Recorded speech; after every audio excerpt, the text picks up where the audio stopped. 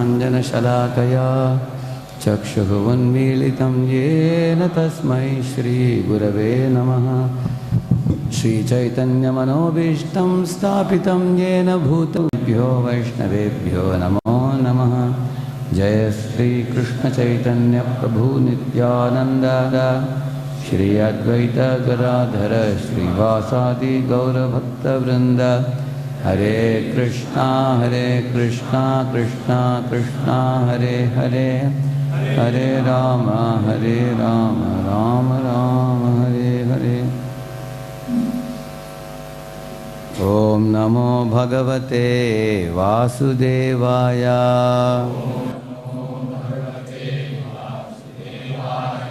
ओम नमो भगवते वासुदेवाय। ओम नमो भगवते वासुदेवाय।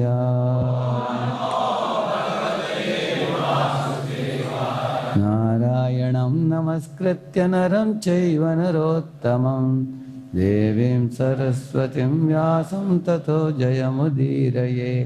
नष्टप्रायेष्वभद्रेषु नित्यं भागवत सेवया भगवत्युत्तमश्लोके भक्तिर्भवति नैष्ठिकी।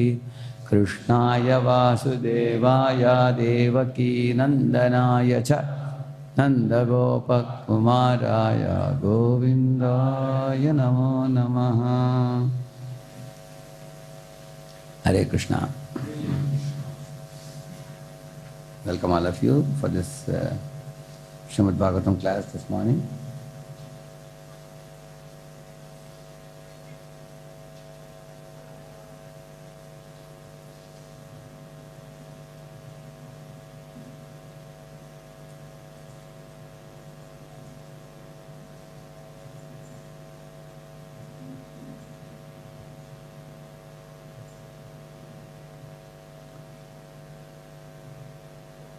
You see,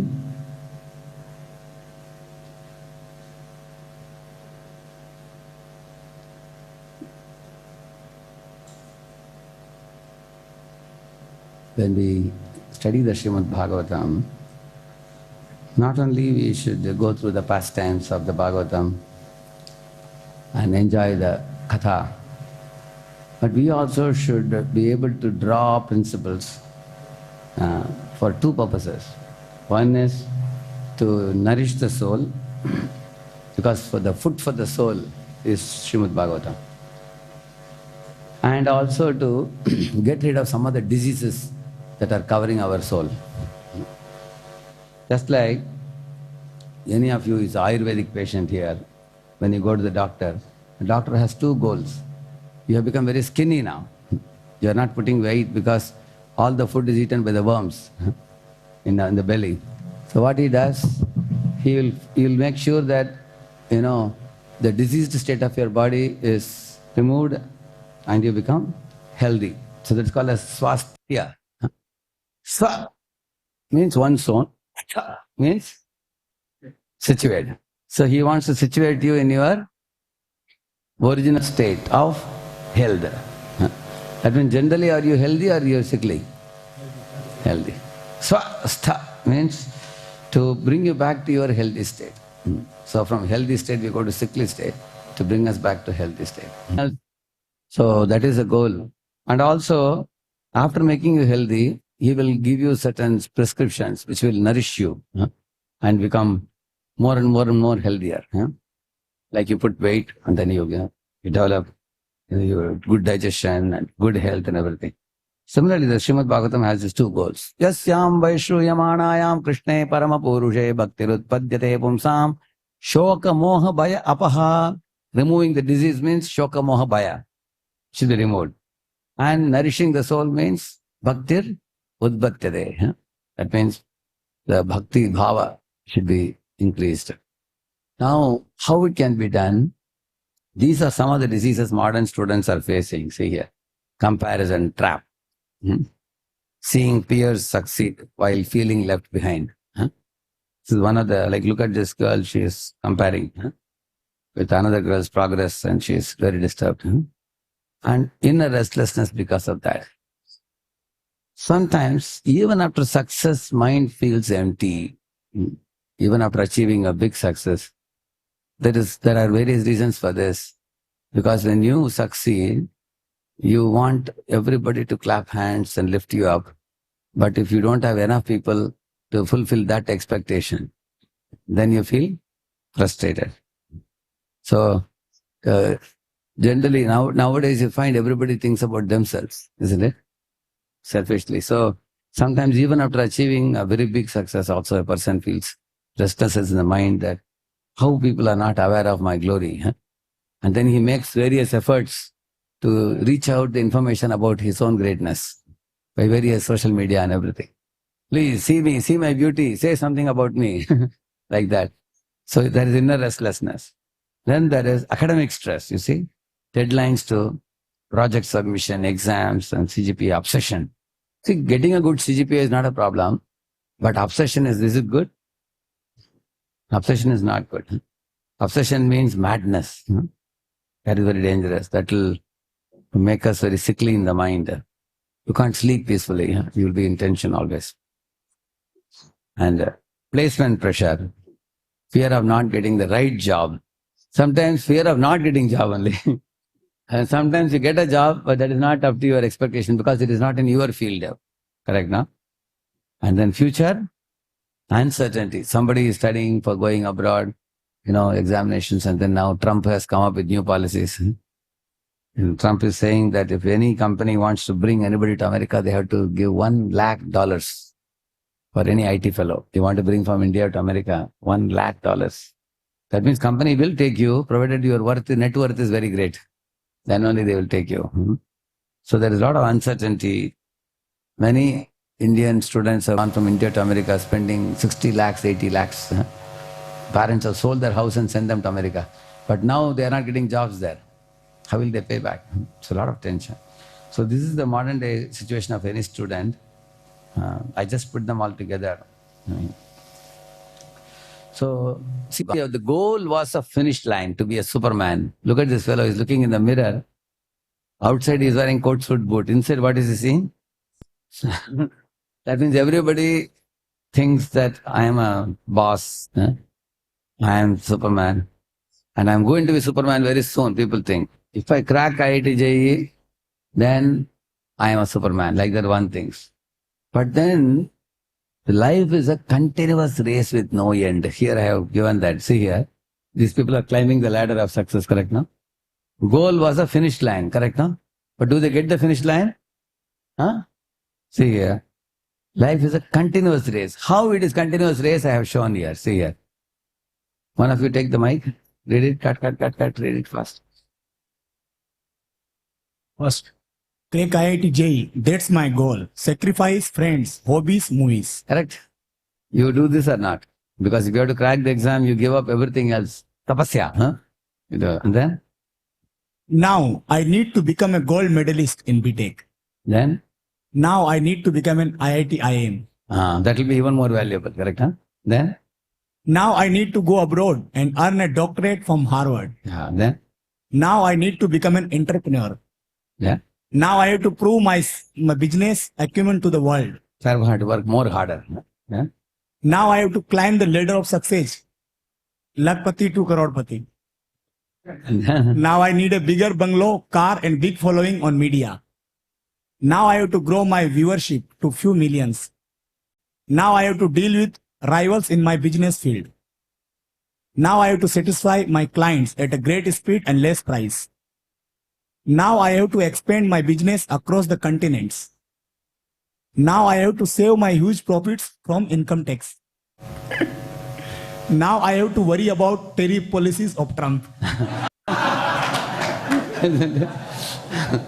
So, this is how life is a continuous race. Correct, no? So, life for the people who are working in material life is a continuous race. There is no destination for them. Actually, they thought IIT is the destination. But when they come to IIT, by the time they reach IIT, whether it goes up. By the time they reach here, it goes up. So it's a moving target. Huh? So just like you heard about the donkey to whose neck there was a carrot fixed. As he moves 1 foot forward, carrot also moves 1 feet forward. Here is the example of Rohan. Rohan got this realization. Happiness is not equal to achievement in life. Yeah, what happened to him? Once he got into MNC, 80 hours per week, immense pressure, constant criticism from boss and clients, endless travel. And he was surrounded by people who they are also equally driven and stressed. Everybody. Initially, life was thrilling, to fly here, fly there, do this, do that, but eventually he got stressed. Now he is living in a very expensive apartment, but is completely exhausted and empty. You see? He achieved everything. But in one of the late nights, he's sitting alone and look at his stress. He feels very hollow, even after achieving so much. Because of the moving target, he is feeling too much pressured. Life seems like a rat race, like this. You see, he's running in the same place, you see. Like that. And there are many others joining the race. So it's like you get a phobia. You can't sleep peacefully at night. So, in this way, the problem is what? External validation. See the second line. It was about earning respect, status, approval from others. This is the most painful thing. It's called external validation. External validation means world has to validate you that you are a superman or superwoman. What others are thinking about. Like for example, I got one recently. I had made one PPT called, from digital slavery to digital mastery. If you get time, you can see that. I put a PPT in that. You can see. They say in Instagram, one lady, if you look at her actual face, looks like a monkey. But in Instagram, she's made to look like the most beautiful queen of the entire world.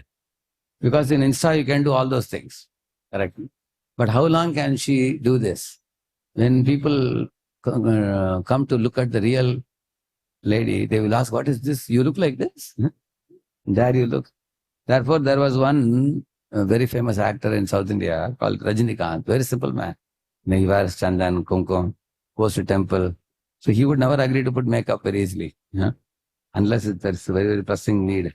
He would wear a very simple dress. He said, why? Because if I look something on the screen and something away from the screen, then people are going to catch me. Isn't it? So, in this way, you will find to satisfy others in this world is easy or difficult? It's only the Radha Govind Maharaj was telling in Pune way back in 2004. He said, कौन है इस दुनिया में किसके हाथ में ये एक तुलसी का पत्ता दे दो तृप्त हो जाता है वो सिर्फ भगवान हरि है. तुम्हारे आईटी बॉस के पास जाकर उसके हाथ में तुलसी का पत्ता दो, देखो क्या वो तपड़ मारेगा. बोलेगा काम करके दिखाओ. So everybody in this world goes through external validation. But lasting happiness comes from internal validation, not from external validation. What is that? I'll show you the next slide. Whereas if you go for external validation, like this, your life will be like this. See him. See, his life is going to be like this throughout. Will it cause stress or not? Daily stress, every moment stress. Yeah. Like this donkey I was telling you. See? Or Kasturi deer. See, Kasturi deer wants to get the smell. Where is it coming from? Running all around the jungle. But where is the Kasturi? So the soul and the soul's loving relationship with God, that is the Kasturi. But he is not able to find out in the same manner. And we also as Atma, Satchidananda Vigraha, we are running everywhere to get happiness. So where is the happiness? Secret is two very important things. Inner satisfaction, outer contribution. So how does inner satisfaction come from?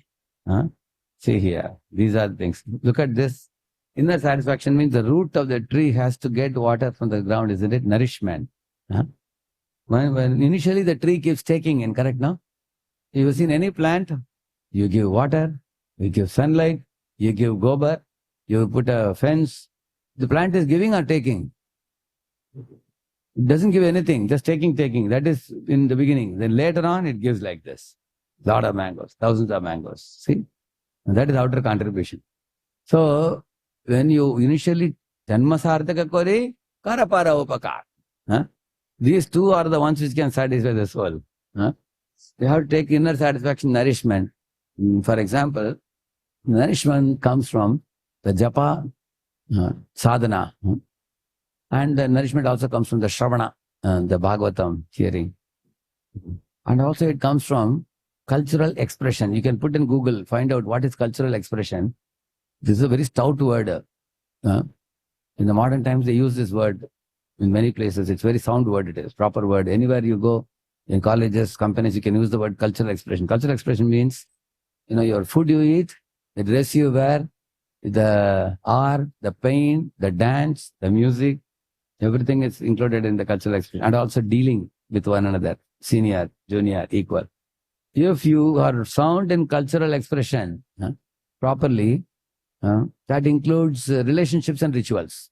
Both are included in that cultural expression. So that is also the inner satisfaction. That means the sadhana, the shravana, and the this thing, morning program, and the cultural expression which I told you. These things give deep nourishment to the soul. When you take in these things, so Prabhupada put these things in a very simple manner: education, culture, devotion. Prabhupada said devotion is like this. Education, culture comes from the side. Education is sambandha jnana, and this cultural expression combined together should be done for the purpose of awakening devotion. When you do that, then that leads to inner satisfaction. See here, education means uplifting association and Gita study circle. You join a Gita study circle, and uplifting association means they bring the positivity out of you, best thing out of you. Like Dhruva Maharaja's mother, Suniti, brought the best out of Dhruva. And Suruchi brought worst out of Dhruva. You see? So Shakuni brought the worst out of Duryodhana. Isn't it? Isn't it? And Krishna brought the best out of Pandavas. So we need uplifting association. And that education will teach us who am I, who is God, the loving relationship. And culture means healthy habits, cultural expression, mantra meditation, ideal behavior with all these things are included. And then the devotion is the sense of belonging to Lord and expressing heartfelt love for God and love for all. That is devotion. So you feel a strong sense of belonging to the Supreme. I am a small part. Just like a child feels confident if the child is with mother and father. A child feels frightened if it is somewhere alone, stranded on the road. So that sense of belonging to a superior to whom we belong to, that gives sense of safety, confidence, shelter, protection to us. And once we are holding the hand of the Supreme Father, and then we can express love for the Father also as well as for all the children of the Father. Then that is actually devotion. Love for God. So we say, all of you repeat, love God, love all. Love, that is devotion. So in this way, these three are the ones which give us inner satisfaction. And we have to work on this. Every one of us, we have to do this homework. So if you see in our training program in voice, we emphasize a lot of this. We, like for example, the education, systematic education from the basics of Krishna consciousness. We devote a lot of time, hours and hours. Similarly, the culture of morning program is a culture. Dancing together, singing together, and worshipping the deity. That's a culture, coming in culture. Eating a certain type of food, which is prasad. Dressing with dhoti kurta sari and everything, And then ideal behavior, with seniors, juniors, equals. These are all sadachar training. So sadhana, shravana, sadachar. This is a spiritual culture. So education with spiritual. We don't want just education to have a big head. We want education combined with culture, practical. We don't want to become scholars. We want to become devotees. So when education and culture are combined, then gradually this devotional element will become more and more awakened. Sense of belonging to Lord and all the jivas. See, here is outer contribution. What is outer contribution? Using our skills and position, not for personal gain, but to make genuine positive impact. Look at Prabhupada, even at the age of 70, he started farm communities for sustainable living. He taught the Bhagavad Gita, established community of devotees in every city. And he preserved the education, culture and devotion and propagated it. Encouraged moral and ethical living by 4 regulative principles. no illicit sex, no meditating, no gambling, no ethical and moral living. He spreaded the chanting of the holy name, purging stress, depression, bad habits of so many hippies, and also awakened love for God and love for all. In this way, he promoted scriptural study and education by enlightening children, youth, and value-based life, correct, no?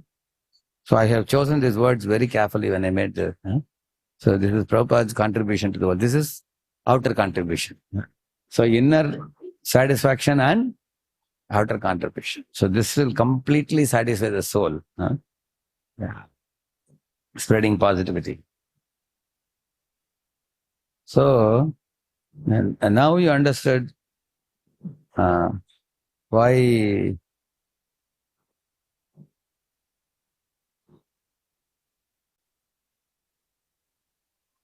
now what I gave you till now is actually that one more thing I forgot to show you. Just 1 minute.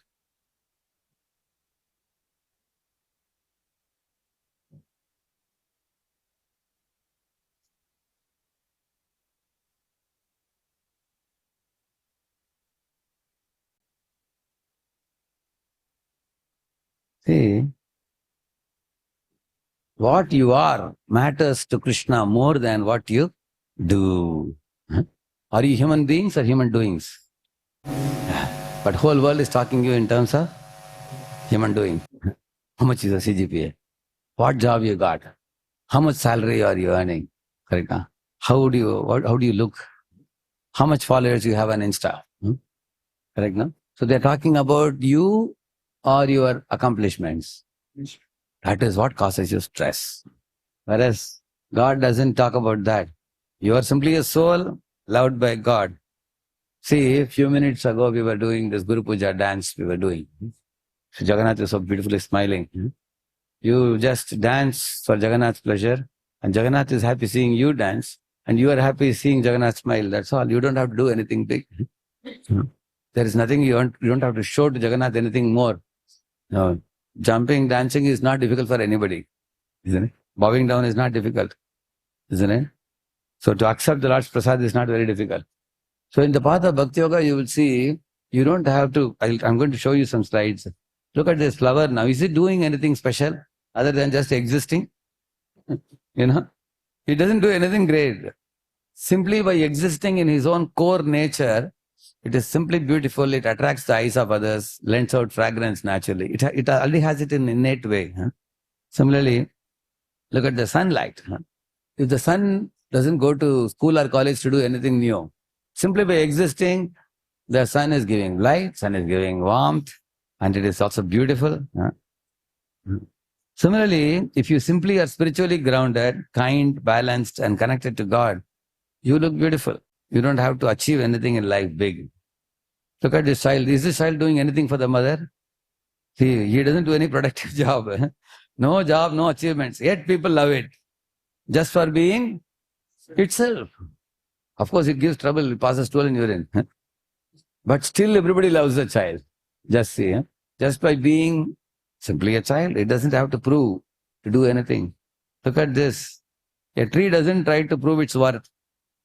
But by simply being rooted, it provides beauty, oxygen, and shelter. If the tree simply exists, it's created in such a way that oxygen comes out from the tree. It's created in such a way that the structure of the tree is such that it naturally gives shelter to others also, and gives flowers and fruits also. It's not supposed to do anything extra to do this thing, you will see.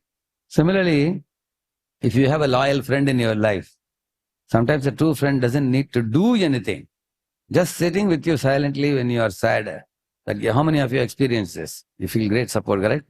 If you just have one very good friend, genuine friend, trustworthy friend, and you can close your eyes and trust him. Many years he has been your friend. If that friend comes and meets you, like one of the boys lost his mother in the COVID time. So another just friend went to him to just be with him for a week. His mother had passed away. So the friend felt with very great shelter. My friend came and he was with me at a time when it was crucial for me. So a friend doesn't have to do anything extra to prove. Similarly, here you see this grandfather. Even if grandparents' father is not working anymore, is retired, simply their presence, love, and wisdom, that brings peace to the family, correct? If you can ask Grihasthas will know if there is an elderly grandfatherly figure, how much a child gets shelter. Huh? There's a little child, because child wants to talk.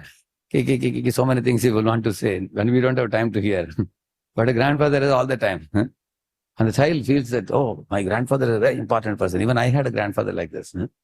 He would take me to the riverside, teach me some shlokas, take me for a walk, and we can keep on blabbering 1 hour and he will keep hearing also. Huh? So we feel that shelter.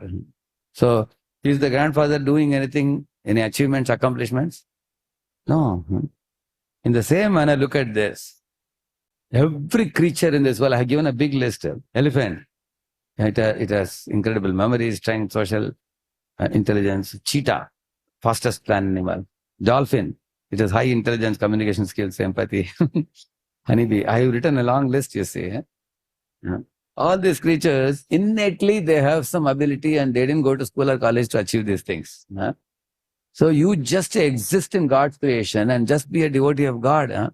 And you can be happy, everybody can be happy. You don't have to prove yourself by running in that race which I showed you in the beginning, which is ever-changing target. Correct, no? Yeah. In this way, Krishna has created us with any one of these 4 tendencies. Identify your tendency. Like when I was a small, school-going boy, I had a very strong desire that I should learn Gita and teach Gita. That was my core desire. Later on, by Krishna's grace, at a certain time, I could take the life of a monk and get into this field. And I feel very natural and very peaceful. It's like swasthya. I was saying, swastha. It is like put back into my healthy, natural position. Similarly, somebody is administrator, they feel very comfortable in administration.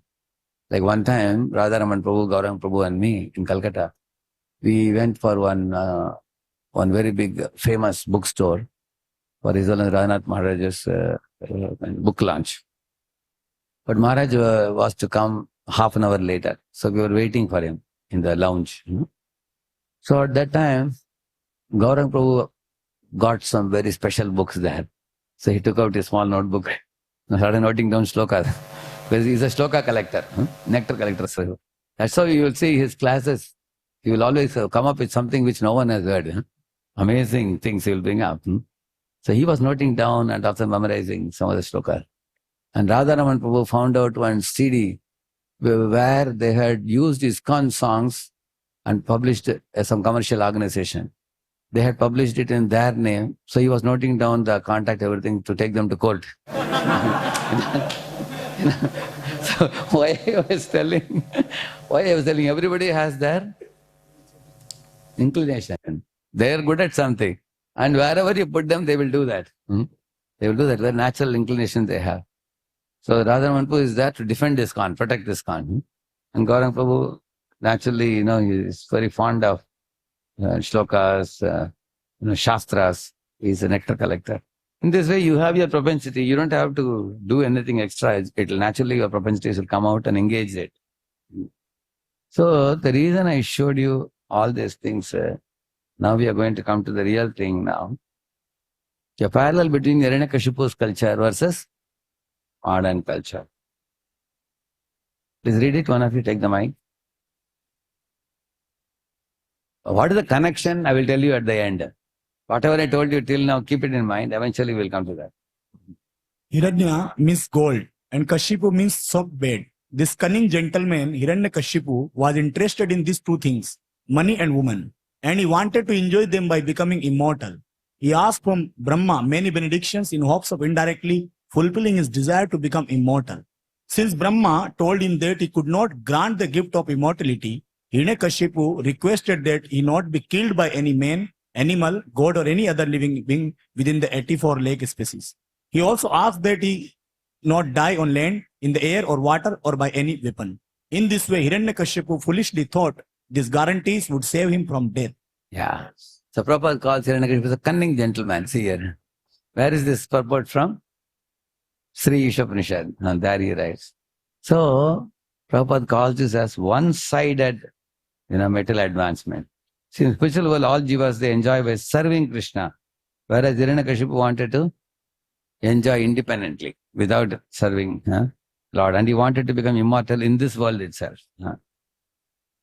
You see here, Yashoda is binding Krishna with love. So Jiva is serving the Lord, Lord is serving the Jiva. You will see that.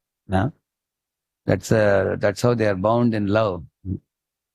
See, as Lord Krishna enjoys, so earlier we said here, the Jivas enjoy by serving Krishna, and Lord enjoys by serving his devotees. See here, although Krishna is Jagat Guru, he accepts his own devotee as his Guru and delights in serving him. Actually, you will see in Shastra, Krishna is a very good teacher also. Like he teaches Arjuna by becoming Guru. He becomes Hamsavatara, teaching Chatush Kumaras and Brahma in the 11th canto, 12th canto, you see. Similarly, you will find Lord becomes Rishabhadev and teaches 100 sons, you will find. Lord Vishnu is teaching Brahma in the dawn of creation. You will see also. And Lord becomes Kapila to teach Devaki. That means Lord likes to make his own devotee his student and make the devotee sit down and teach because that he feels affection for it. He says, Bhaktosi me sakajit rahasyam hyadadatam. Then what does the Lord do? He makes his devotee his guru. And he says, I will be in your custody. And then you teach me. I will hear. Correct, no? And when devotee is teaching, devotee feels very shy to teach the Lord because Lord knows everything. Imagine somebody is all-knowing and you have to teach him. It's very difficult. So Lord covers the devotee with Yoga Maya. So the devotee, out of affection, thinks Lord needs to be taught. And then there Ramanand Rai is teaching Chaitanya, isn't it? Here Sandipani Muni is teaching Krishna Balram. See? Krishna was such a beautiful, cute picture, you see. Sandipani is becoming his guru. Both Krishna Balram are learning from him. Sitting in the ashram. 64 days you learn 64 kalas. Daytime you learn, nighttime you practice. Isn't it? So Lord likes to do that. You see, you will find even in married life also, husband, wife, from a tattva point of view, husband is superior, wife is subordinate. From a lila point of view, wife is superior, husband is subordinate. Correct, no? Isn't it? Yeah, sometimes husband becomes subordinated by wife. Sometimes the wife becomes subordinate to the husband. Correct, no? So you will see that, like Jai Shetty once was telling, when I met him in GB, he was telling that he wanted to learn empathy, how to be empathic. So what he told his wife, one day you go to my office and I will do all the work that you do. So he went to the market, purchased the grocery, brought it, went to the kitchen, he cooked everything and cleaned and washed the clothes, cleansed the house and everything. And she went to office and did his job. And the next day morning they met and said what were the pleasant experiences they had and what difficulties they had. So he said, in this way, this is called practical empathy, he said. So we did that. He was telling. So in this way, Lord sometimes takes student role. Sometimes he takes teacher's role and enjoys with his devotee. See, enjoying means you like to spend time with that person and you want to exchange love, correct, no? This is how the Lord does. See, in the material world, the jivas, are they enjoying by serving Lord? No, they think I am the creator. Everything is here for my enjoyment. I will enjoy money, woman, land, everything. And power to the best extent without interference. Look at this fellow, he wants to control the whole globe. That fellow is sitting on gold biscuits along with a sack of dollar notes. So the jiva wants to enjoy. So when he enjoys material energy, he is kicked to become a pig or a dog, you see, by exploiting the material nature. Suffers. So therefore now we are going to learn this mentality of Hiranyakashipu. I think three mentalities I have shown, I think. The first one, read that. I want to enjoy a kingdom without God. Hiranyakashipu discouraged devotional activities and sought to establish a society rooted in sense gratification. He was opposed to devotional activities of Prahalad and he wanted to have a whole society rooted in his own sense gratification. Why this is important for us? We may say, Prabhuji, I am like Prahalad, I am a devotee, you may say. But even though we are trying to become devotees, we still have some Hiranyakashipu tendencies are there. Tendency to want to enjoy, take devotional service very casually, carelessly. And we have a tendency for enjoying. Like for example, we are all coming to a spiritual society. One time, a group of devotees, they had gone for a brahmachari shibir. But the shibir was in Mahabaleshwar. Mahabaleshwar and actually Mahabaleshwar is also a holy place. You know that? Mahabaleshwar is a holy place. There are 5 rivers meeting there, Krishna river. It's from Pune, it's about 3-4 hours or something like that. But then some people say, hey, you guys went to Mahabaleshwar because it's also a tourist spot. Correct? So in this world, always people think in terms of, are you serving the Lord or are you trying to enjoy? So enjoy or serve. Seva vritti versus bhoga vritti. Of course, devotees said, we went to Mahabaleshwar, we went to the Shiva, very famous Shiva temple is there. Went to Shiva temple and, we had our shivir in just one house like this and the 3-day program and we came back. But some congregation member thought in Mahabaleshwar, these fellows must have enjoyed swimming, in the river and everything. They were thinking, just like Jagannath Puri, you can go for 2 purposes, you can go. Correct? Some people will go to Jagannath Puri beach. And some people go for hearing Lord Chaitanya's pastimes. Correct? So in this world, we have come for enjoying or for serving. So Hiranyakashipu's program is what program? Enjoying program. Tamangamattam madunoru gandhina vivrittatam braksham dhishnyapāha upasatopayana panibhirvina Trivistapo yoga balauja sampadam. See, tamanga mattam madunoru gandhina. After conquering the 3 worlds, Hiranyakashipu sat on the throne of Indra and he was always drunken in liquor. Madunoru gandhina. The liquor gandha was coming out of his mouth. And vivritta tamraksha. His eyes were like copper balls, always rotating. Like he was always in a drunken state. And all the devatas out of fear for him would go to offer him some gifts. Upayana. Upasito payana panibirvina. So when people would go and offer him gifts, he would say, give it here, get out. Like that he would speak to them. And they would be trembling, all the devatas. Trivistapo yoga balauja sampadam. By his own yoga bala, and ojas and his power, sensory prowess, he brought all the devatas except the 3 personalities, Brahma, Vishnu, Mahesh. Leaving those 3, rest of the devatas were completely under his control. Jagur Mahendasanamo Jasastitam Vishvapasustum Gurustasmadadayah Gandharva Siddharishayostu Vanmuhu Vidyadharashcha Sarasascha Pandava. Narada is telling this. He's saying, this fellow was sitting in the Mahendra's asan. At that time, Vishwavasu, Tumburu, all these Gandharvas would come to praise him. Asmadadeha, even I was also there, he says, Narada. Narada is very smart. He is Dhira, Adhira, Janapriya. He can sit in the court of Hiranyakashipu and Kamsa also. And he can be with Pandavas also. Because he's acceptable everywhere, like a child. A child can be in Mataji's side, Prabhuji's side, everywhere, both sides. He's in small kids. Because he is completely innocent and pure. Similarly, he is a pure devotee of the Lord. He has no enemies. He can go to Asuras and sit in their court. If Hiranyakashipu allowed Narada to sit in the court, how much does Narada earn? You can think about it. Correct, no? So he was also there. And Gandharva, Siddha, Rishis, Muhu means again and again they praised him repeatedly. And Vidyadhara, Apsaras, Oh Pandava, Parikshit.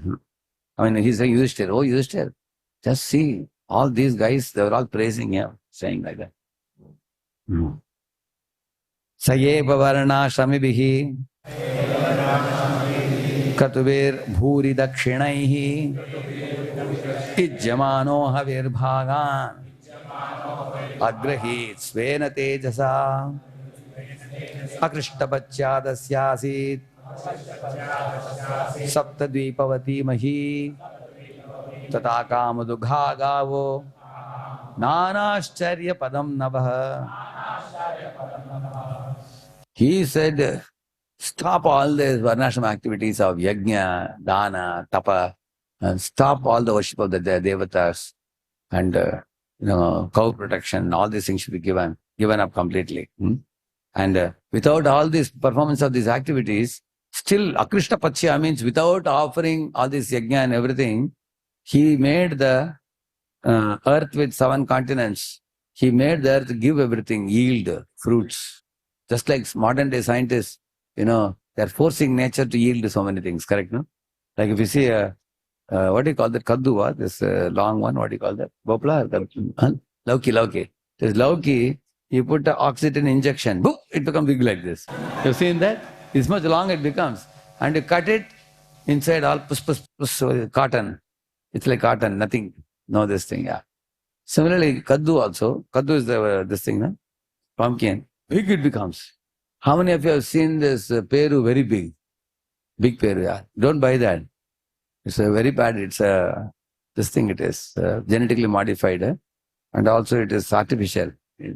Actually, we should go for the smaller one. That's a true one. Smaller one has vitamin.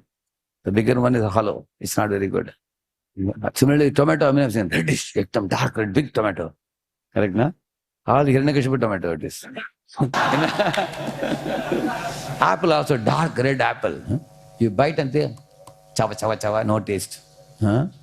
Because that's how Hiranyakashipu forced the earth to give. Like modern day scientists are comparable to mini, correct, no? Mini activity, same activity, Hiranyakashipu activity. You use your biogenetic, biomedical knowledge to, like, they were first putting the watermelons in the lorries.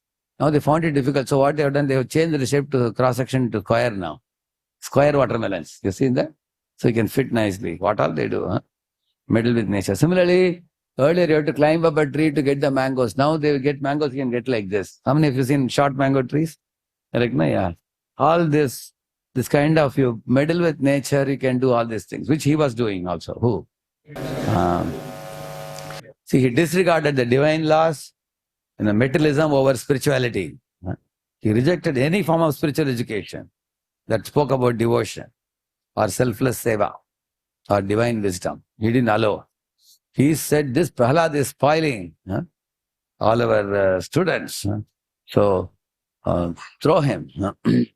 So, actually, Prahlad was, like we are telling about Hiranyakashipu, one should know Prahlad, how confident Prahlad was.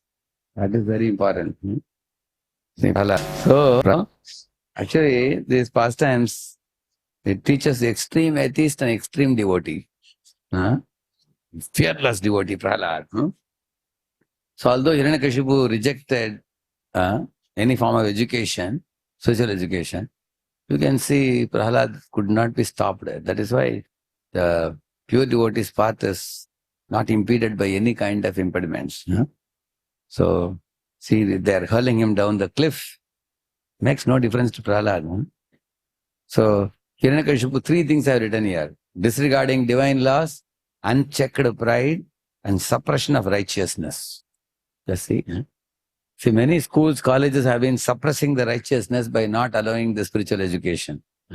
Now, slowly, because of a good government, everywhere there is some IKS has come now, Indian knowledge systems, and some spiritual education is beginning now. Therefore, the king makes a very big, vital role in any country. If the king is atheist like Hiranyakashipu, then there is suppression of righteousness. Let's see. But if a king is a godly person, he has respect for the spiritual culture, then accordingly you will see that the whole country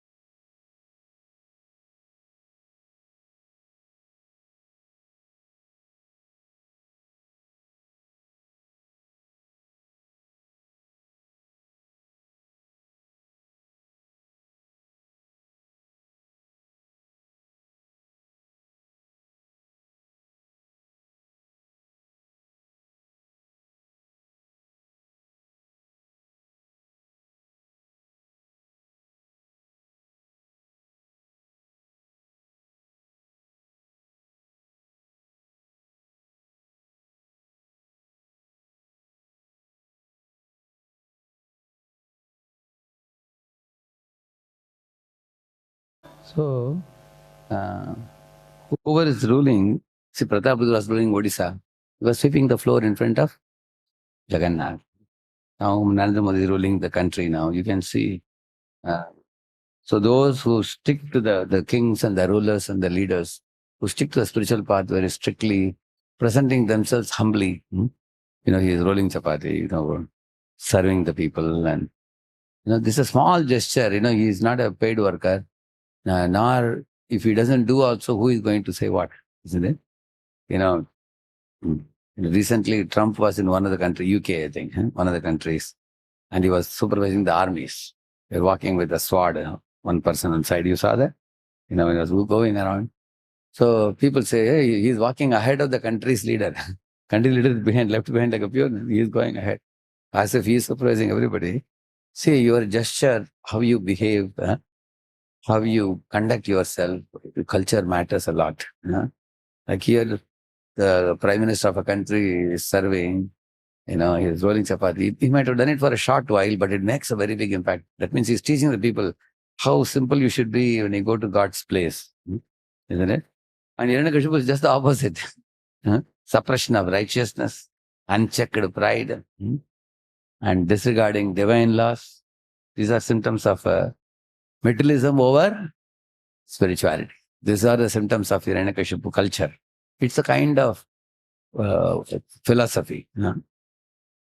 Read that. Realist cares for no one other than selfishly focusing on his own sense of gratification. This is the meaning of a materialist. See, he is selfish. He constantly thinks, what is in it for me? How can I enjoy? See, this culture is creating a lot of problem nowadays everywhere.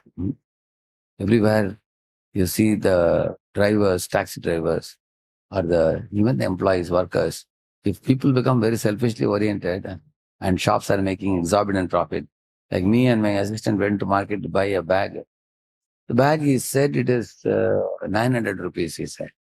So my assistant said, no, this is not worth more than 300. We want it 300. And immediately agreed. What does that mean?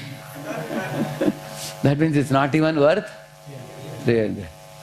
So my assistant was shocked. I just casually said 300 is agreeing. So therefore, you can see that everywhere people are cheating and they are selfish and they think only about the sense gratification. They are not thinking about what service am I giving to the others. Am I benefiting others? When I went to a doctor, when I was ISKCON monk in Mumbai, I had gone to one doctor. In ISKCON temple, I was in Mumbai. Then later, I was sent to Pune in 95, I was sent to Pune. So in 91 to 95, when one of the doctors I went, he told me, see, Ayuhu Veda means my goal will be to make you live 100 years. Healthy body. That's my goal. Then I asked him how much for your medicine I have to give. He said, no, you are a monk. You are serving God and doing such a nice seva for society. And I cannot do what you are doing, but I can serve sadhus like you free of cost. I can do this. And this medicine is my charity, and my consultation fee I won't take. I do it as a service, said. So you can see this is actually the culture, because in his office there was Dhanvantri's Murti. They have some religious sentiment towards monks. So you can see that therefore that touches our heart. When people can behave like that. On the other hand, materialist cares for no one other than oneself. My own sense gratification, selfishly focused. See here, this one. A spiritualist cares for Lord and devotees and lives to selflessly serve and please them. Yeah. See, Pandava was headed by Yudhishthira. Even though Bhishma was on the opposite side, when he is about to leave the body, they are going and meeting him. And bowing down to him and taking upadesh from him, all the Pandavas. That's a spiritualist. He cares for the Lord's order, cares for the Lord's devotees. Why am I showing all this? Even though we all have come to ISKCON society, we have to be very careful to know the right behavior of a devotee. We can't afford to become selfish, or we can't be focused on my own sense gratification. What is in it for me? Actually, we should definitely learn to do some good work for others without expecting anything in return. Like it's called Purohit. Purohit means you go to somebody's house do some kirtan, offer some, prayers, happiness with family. Even if they don't give you a single penny, you will be cheerful. Why? Because you only went to give them something. You didn't ask, you didn't want to get anything in return, correct? No? So that should be the mood. So Hiranyakashipu is just the opposite. See here? Modern culture promotes money, pleasure, and success as the ultimate goals of life, relegating spiritual growth and self-realization to the background. Yeah. See, these fellows are rushing to fall in the ditch, you see? Isn't it? Just because of they are allured by the dollar notes, you see? Money, sense gratification, material success. These are the ultimate goals of life. As I told you, they are ever-changing target, moving target. By the time you reach that, keeps on going up, isn't it? And they just don't care about spiritual growth. Self-realization, this is the last thing they'll think about. Not interested. They think, hey, these are Hare Krishna devotees. They're fools. They're wasting time chanting japa. I am making dollar notes. So that's the mood they have, isn't it? So yes, they can have the mood, and you will see eventually they experience the downfall by that. Yeah. Now read this. Many educational institutions and workplaces focus solely on economic productivity with little emphasis on ethics, morality, or spiritual well-being. Yeah. The economic product means money, money, money. Money is honey.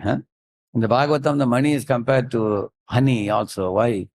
Because the honeybees gather honey, but they don't enjoy it. Who enjoys it? Farmer comes and takes it away by putting a mashal, a fire torch he brings, and drives them all away, takes it away. Read the heading. Disregarding divine laws. Unchecked pride. See here, how, this kind of unchecked pride, nobody will be pleased when somebody exhibits this type of unchecked pride. That was the first thing. So you all remember the keywords I used. What are the keywords I used? Unchecked pride, suppression of righteousness, and disregarding divine laws. That was the first thing. Basically, those are the principles of those who say, I want to enjoy. I don't want to serve. Those are the principles. Now let's go to the second one. Read that. I want absolute power and absolute control over everyone and everything. Hiranyakashipu's So obsession. who has absolute control? Krishna is called as Tumi Sarveshwareshwara, Rajendra Kumara. Sarva Ishwara. Ishwara means you are the master of the 33 crore devatas, isn't it? Rajendra Kumar. And he is also called Swarat in the first verse of Bhagavatam. He is fully independent and absolutely controlling everyone and everything. Whereas this fellow wanted that position. Yeah, go ahead. Hiranyakashipu's obsession with power drove him to undertake severe austerities to achieve invincibility. He sought dominion over all beings, even challenging the authority of divine forces. Yeah. Yes. He wanted dominion over all living beings in the world. Three Loka Adhipati he wanted to be. He was even challenging all the devatas, any other force. He actually wanted to finish Vishnu's authority so that he can be in Vishnu's position. See, Lord Krishna says, Maya Adhyakshena, I am the controller of nature, he says. But Hiranyakashipu was also doing the same thing, controller of nature, but only for a temporary period of time. See, even if somebody can control all the three worlds, that's possible for some period of time. But Lord is such a supreme controller for all time. That's the difference between God and the Jiva. Correct? No? You can hold on to this position for some time. After that, you'll be thrown out. That's what Rahugana was told by Jadabharata. Rahugana, you are a king now. Next life, I may be the king, you may be carrying my palanquin. That means a mechanism. Economic policies, military. That means a mechanism. Economic policies, military strength, and technological advancement. These are the things every country wants to have. They want to increase their money. Like India, in the recent past is becoming like America and other countries. You go to the metros, you go to the airport, you see the big conference rooms, look at the housing colonies. Like in Pune, some of the housing colonies, you're wondering, I'm in America or India? Correct, no? Some of the housing colonies have 5 crore, 10 crore worth houses, bungalows. So when India is growing in her economy, many countries all around are little worried. You may ask, why should they worry? That's the material consciousness. Material consciousness means if somebody grows, then the other people take tension. Correct? No, they worry. They want to pull the leg and see that some trouble will be there. So that these people will have to put some time in the trouble and they can't grow fast. Correct? No? So you can see there is business competition here. Huh? Then there's political competition in social media also. You have seen that? Huh? Everybody in social media tries to prove I am better than so and so. Huh? Yeah. Yeah. Modern education systems, while advanced in science and technology, often focus heavily on competition, material success, and self-centered ambitions. Yeah. So competition, heavy competition, cutthroat competition. Look at this. Key to good career, got to get better grades. I'll prove myself. Competition, exploitation. Nowadays, many men, women are going for brisk walk in the morning, going for breathing exercise and yogasanas. What for? So that they can become makers of more money. More money and more sense gratification. Huh? Because they want to be healthy enough to work harder. Correct, no? Yeah. Yeah. The essence of value-based education, which nurtures character, morality, and spirituality, is often sidelined. Yeah. That is ignored. No? The finer instincts, human instincts, they are ignored. Schools and universities primarily prepare students for economic survival rather than a life of meaning and contribution to society. Correct? They are not teaching about inner fulfillment and outer contribution. That is totally lacking. Huh? Children are prepared like robots for money making. That's all. Make money, climb the ladder of success, climbing on others' heads. Huh? That's the teaching. So that was second one. Okay, what was the title I gave for the second one? Huh? He wanted absolute control, correct, no? I want absolute power and absolute control over everyone. So first one was, you said, I want to be the enjoyer, not serve. Huh? Second one, he's saying, I want absolute control. Huh? And then third one, let us see. Read that. Suppressing truth. I want to be surrounded only yes men. Finish anyone who does not agree with me. Same thing with Ravana also, correct, no? All ministers are yes men. There was one man who opposed. Who was it? Yeah, he threw him out. Similarly, Hiranyakashipu, all yes men are surrounding him and Prahlad opposed. They wanted to finish him. Same philosophy, you see? Read that below. One of the most striking aspects of Hiranyakashipu's rule was his intolerance toward anyone who opposed him. Anybody is a whistleblower. Right? Who is that? Like, for example, there were meat industries who were killing millions of cows and everything. One lady, a PETA, you know PETA?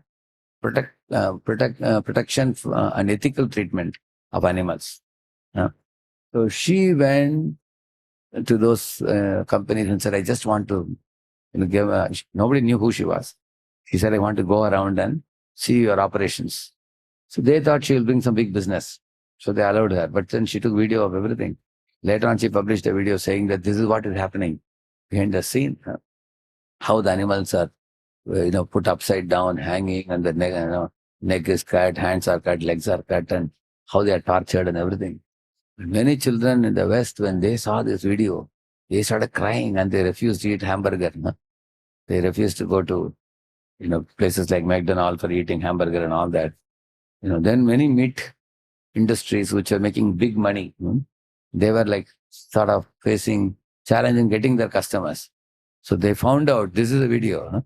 So then immediately they threatened her, hey, take down that video, otherwise we will finish you. We'll finish you. So she had to take down that video. Of course, nowadays many others also have come forward, put short videos about how the animals are treated and everything.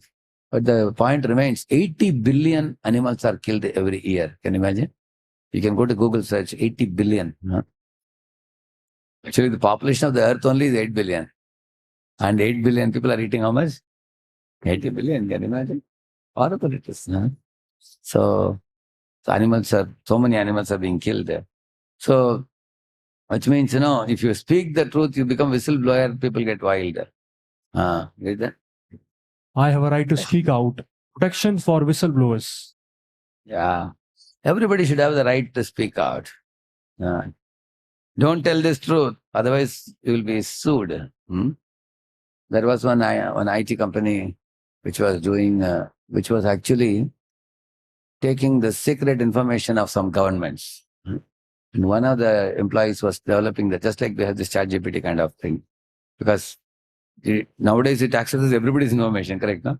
But when they started getting information from certain confidential places, when this fellow raised, he was a whistleblower, young boy, he was a computer science specialist from America. So he went to the bathroom for taking bath, and then, when he just came out, he was immediately finished. Something they did to finish him off. And then they said that he must, they have covered it up because he's bringing out the truth. If somebody is a whistleblower, their life is under threat nowadays. Yeah, read that. In today's world, individuals who speak against corruption, injustice, or moral degradation often face suppression. Whistleblowers, activists, and spiritual leaders who challenge the status quo face criticism, legal action, or even exile. The media, often controlled by powerful entities, filters information to suit political and corporate agendas, just as Hiranyakashipu manipulated his kingdom to serve his own interests. Hiranyakashipu did in a very gross manner. Now people are doing even in a very subtle manner also. They may not come on the scene. From behind the scene, they will arrange somebody else to shut up the mouth of the whistleblowers. Or finish the person also. They can do anything like that. So therefore, what about any of you youngsters? You are fed up with the corruption of the country or injustice or moral degradation. You want to be a whistleblower. If you become a whistleblower very prominently, go to YouTube and present, they can completely sack your whole channel, correct? No? There are many videos which are turned away. So one of the things that I tell people, like for example, the market, so many packaged foods are coming. So there are people who oppose many of the wrong things that are being sold in the name of, they say it's a very wonderful thing, but they are not wonderful. Correct, no? So those are whistleblowers. They face a lot of threat, even life threat also. Correct, no? So one should know, if you want to be a whistleblower, one should know the right route by which one can bring up these matters. It should be brought in a very civilized manner. It should not be, you can bring it as a concern, but not become super critical. Understand, no? For example, you can ridicule those fellows who are doing that. Ridiculing, cynicism, mockery, these things can cause even one's life also nowadays. Therefore, even if one wants to be a whistleblower, one raises a concern. Oh, I am very worried that there are so many cows are being slaughtered, there are 80 billion being slaughtered.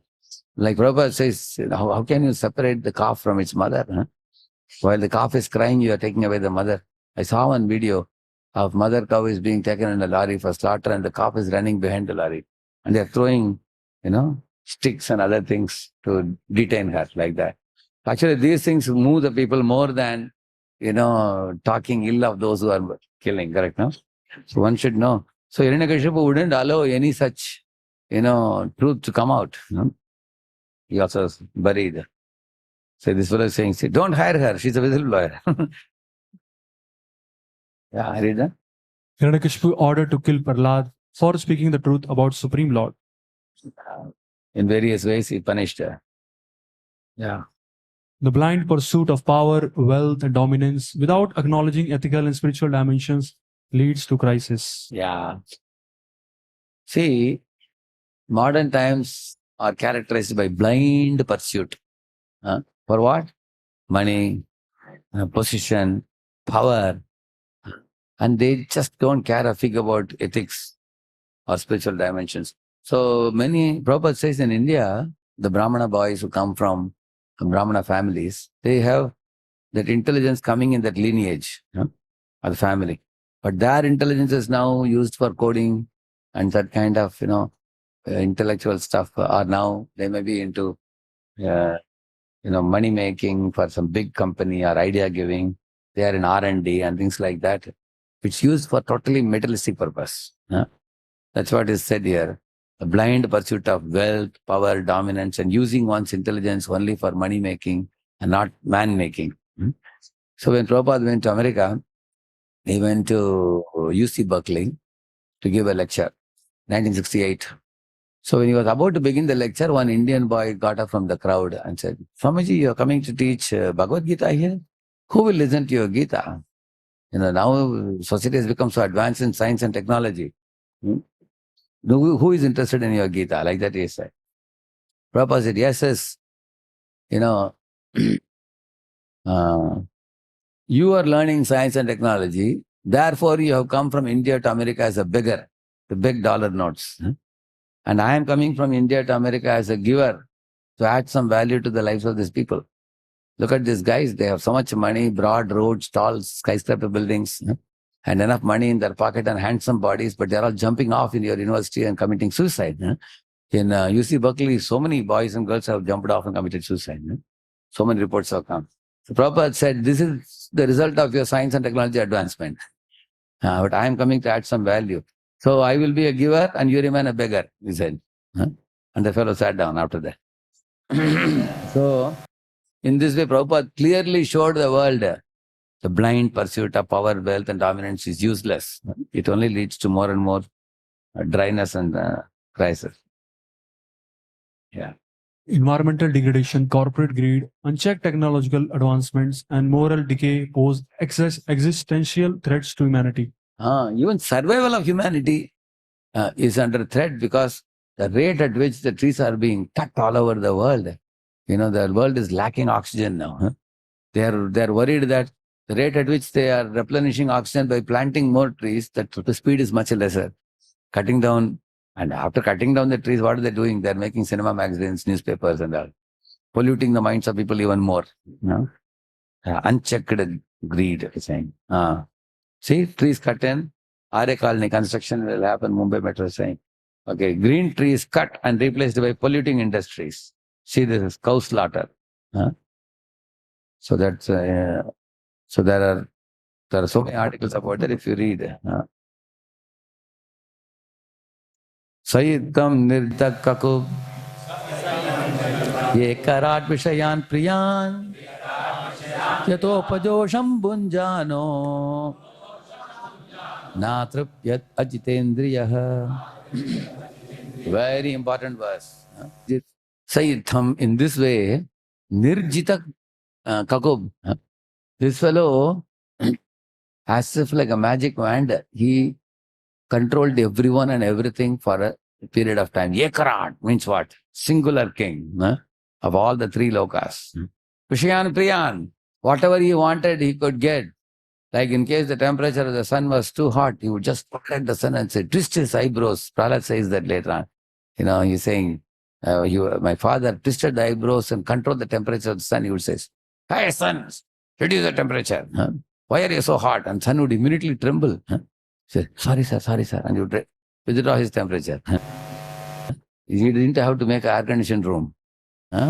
He controlled the temperature of the sun. And whenever he wanted rain, he could tell the clouds, hey, pour down now. They could pour. That much control he had. Vishayan Priyan. Yatopajosham bunjano. As he wanted to enjoy, he had facility. Natrapyat, it is said, which means he was not satisfied. Why? Ajitendriya, it says. He had uncontrolled senses.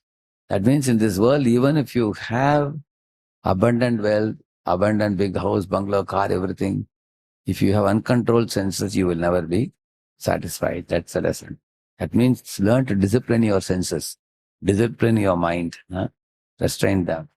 So on the other hand, people with little, they are so happy because of controlled mind and senses. In Krishna consciousness, Rishikesha Sevana. By engaging senses in Krishna service, they become calm, cool, collected and controlled. Engaging mind by chanting Hare Krishna, mind becomes calm, cool, collected and controlled. Read that. Ultimately, however, although Brahma granted him all these benedictions, he was killed by the personality of Godhead in the form of Narsimha, the Lord's half lion, half man incarnation, and no weapon was used to kill him, for he was killed by the Lord's nails. Nor was he killed on the land, in the air, or in the water, for he was killed on the lap of that wonderful living being, Narsimha, who was beyond his conception. The whole point here is that even Hiranyakashipu, the most powerful of materialists, could not become deathless by his various plans. What then can be accomplished by the tiny Hiranyakashipus of today, whose plans are thwarted from moment to moment? I was saying tiny Hiranyakashipu. Yeah. Sri Isha Upanishad instructs us not to make one-sided attempts to win the struggle for existence. Everyone is struggling hard for existence, but the laws of material nature are so hard and fast that they do not allow anyone to surpass them. In order to attain a permanent life, one must be prepared to go back to Godhead. Yeah. One fellow said after he finished his lunch, like that he did Dakar also. Then somebody gave him this crackjack biscuits, into salty biscuits with holes. You see that? Very attractive. He said, "Oh, wonderful, please bring it." And then he took 4 biscuits. He ate it. And next day his stomach was stuck up. Huh? You will see that little extra you eat, immediately. That's what he's saying. Stringent laws of material nature. Even if you are a millionaire or a billionaire, how much can you eat? How long can you eat? Think about it. Huh? So nobody can escape the body getting old, body getting diseases, body dying, body putting restrictions for you. That's what he's saying. If you really want a permanent and happy life, you should be prepared to go back to Godhead. So these are all gateways to suffering. The lust is the cause of all the gang rapes and all that nowadays. Anger is the cause of murders. And greed is the cause of all kinds of scams, money scams and everything. Causes stress. So read that. While materialists foolishly indulge in lusty, greedy, angry, materialistic pursuits, spiritualists prepare themselves to return back to Godhead. That's the intelligence. Because in back to Godhead, you can be happy forever. Therefore, the Vedic culture is centered around this. Yajna, and then study in the Gurukula, and temple culture, around the temple of art, paint, dance, drama, everything. And worship of the Lord, keeping Lord at the center, protection of the cows. So, all this put together, I have once told you, if you remember, A, B, C, D, E, F, G. You remember that? A for absolute truth, Krishna. Vedic culture means Krishna first. And B, Brahmana. Brahmana should be, the teachers of the Vedic education should be respected and patronized for them to teach. C, cow protection.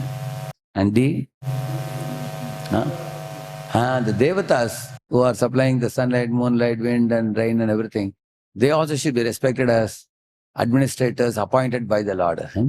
And E, etiquettes and behavior, dealing with how to deal with seniors, with juniors, with equals, how man, woman should deal respectfully with each other, how to deal with children, how to deal with material nature, how to deal with animals, how to deal with God and deity, how to handle the sacred items. So all dealings come in etiquettes and behavior. And F, flee to the lotus feet of Vishnu. Any problem devotee gets, first he should run to the lotus feet of Vishnu. Yes. And G is goodness, Sattva-guna. We should cultivate Sattva-guna culture. Sattva is the best platform, like a springboard to go to, which is the Sattva. Is it clear? You all will remember this. And Hach is holy name. Holy. The center of devotee's life is holy name. So A, B, C, D, E, F, G, H. That is the Vedic culture. See, we have innate pure qualities of the soul, but covering the soul is the mind with impure qualities. Like you see. See how two of you read it? One of you read the Sattva one. Sattva is yellow and passionate is red. Read that. God works through many by giving them creative thoughts. Who has a strong voice? Read that. My opinion is best. I am open to good suggestions from my team. I consider I am one of them. I am easily irritated. I am the boss. Just do what I say. I am grateful and appreciative of others' ideas. It makes my life easy and brings direction for team. I consider others giving opinions as insubordination and I bad mouth about them. Correct, na? So you get an idea what is Hiranyakashipu tendency even today. Correct, na? That mentality of bossing over. Because he has acquired bad qualities. Red. The innate qualities of the soul are divine. But once we acquire that, covering over the soul is the mind with impurities. Read that. I'm not an all-knowing God. Let me hear from my friends too. I know it all. Don't tell me. I am one of the members of this team and I will work together to bring success in attaining team goals. I just can't do team playing. I will tolerate my ego even if my original idea is rejected and is substituted by another better idea of my team member. Amazing, no? Like Yudhishthira Maharaj was like this. Huh? Even if Arjuna Pandava says something, I quit the team. so actually, when I prepared for the company programs, corporate program, and many people clapped hands for this. They were amazed. They said, yeah, very true. They said, we face in our company also. I said, Hare Krishna is everywhere. You know, it can be anywhere. Even in ISKCON also, we may say we are all devotees, but some of these tendencies we may have, the red tendencies which we showed, then we have to work on it. Correct, no? Because we are conditioned souls. See this kid, this little girl, she is telling mother that, Mom, why are you cooking and giving? I want to cook. You get out, she's saying. Mother says, if I get out, how will you cook better? How will you do it? So he's adamant. And the mother says, okay, take your toy set. So she goes and cooks. And then in lunch time, the little girl goes back to mother and says, Mama, I'm hungry now. What happened to what you cooked? He says, oh, that's all useless. It's a useless game. So this is how Krishna has given us this material world. Okay, you want to create? Okay, go and create something, whatever you want. And then when you really want real happiness, you come back to me. Similarly, I have more freedom as a street dog, he's thinking, but he's being chased by another dog, you see. He can't move around freely when you go in the street. When you become master's dog, you can travel with the master. Comfortably in the same car, you are protected. So, therefore, one time I asked in Utkarsh camp, if you have a choice to be a street dog or a master's dog, which one will you prefer? 90% boys raise street dog. They were saying, Prabhu, free. You are going to be a free bird. You can roam wherever you want. Master's dog is, kept within the house. Then I told them, a street dog can be bitten by another dog like this. Also, the street dog doesn't have the license. They can catch and put it in a lorry and take, and they can feed the dog to the hungry lions in Gir forest. Yeah. Sometimes the street dog is captured with the municipality van, correct? No, if too many dogs are increased, cats also like that. So, a lot of danger. And sometimes street dog doesn't get food daily. After I told all these things, then I told the glory of the master's dog. I said, master's dog has to just go and fetch the newspaper and come and give it to the master. Correct, no? And master takes him in his car. He feeds costly biscuits. Sometimes he makes a nice outhouse for the dog also. You have seen Walt Disney's camp? So they have a special outhouse the master makes. So when he told all this, then I asked, how many of you want to be a master's dog? Everybody raised hand after that. So being Krishna's servant is like master's dog. Sarvasva tomar charane sampiya odechi tomar gare. Sarvasva tomar charane sampiya odechi tomar gare. Tumi to thakur tomar tukur boliya jana ho more. Tumi to thakur tomar tukur boliya jana ho more.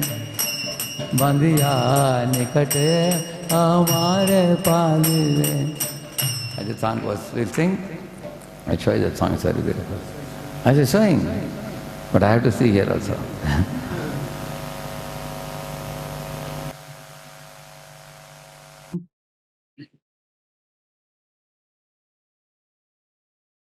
Yeah.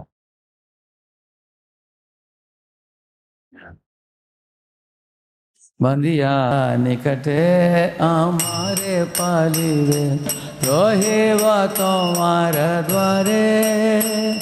Bandiya nikate amare palire roheva tomara dware. Pratipadane re asite na devo rakevo gadera pare.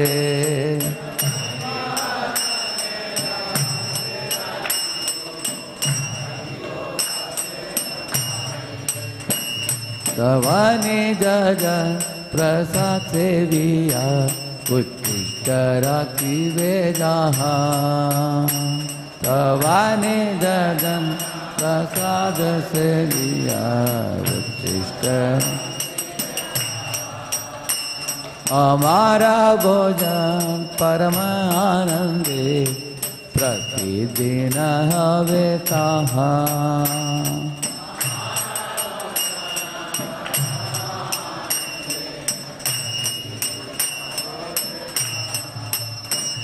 बसिया शुइया तुम्हारा चरण चिंते सतत आमे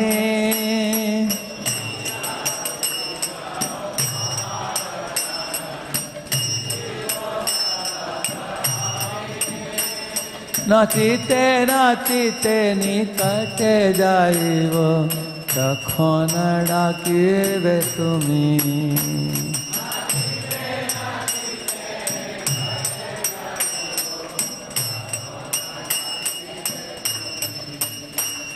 निजेरा पोषण कबु न भाविब रहिब भावेर भोरे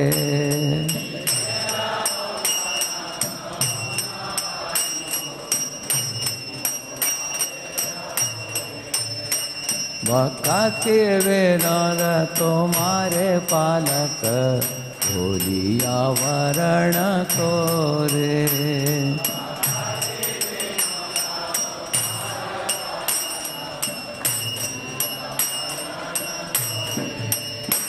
सर्वस्व तुम्हार चरण संपिया ओढ़ती तुम्हार घरे सर्वस्व तुम्हार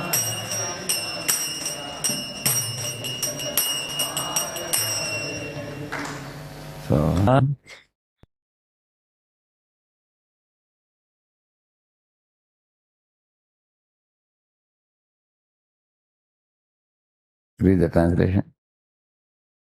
Now that I have surrendered all I possess, I fall prostrate before your house. You are the Supreme Lord. Kindly consider me your household lord. Chain me nearby and maintain me as you will. I shall remain at the doorstep and allow no enemies to enter your house. I will keep them at the bounds of the moat surrounding your home. Whatever remnants your devotees leave behind after honoring your prasad will be my daily sustenance. I will feast on these remnants with great ecstasy. While sitting up, while lying down, I will constantly meditate on your lotus feet. Whenever you call, I will immediately run to you and dance in rapture. I will never think of my own maintenance, but rather remain transported by a multitude of ecstasies. Bhakti Vinod accepts you as his only support. Yeah. When you see Prabhupada's life, he was so surrendered completely to Guru and Krishna. It was like this. Completely his body, his mind, his words are sold out to Krishna, isn't it? So that's the mood of the,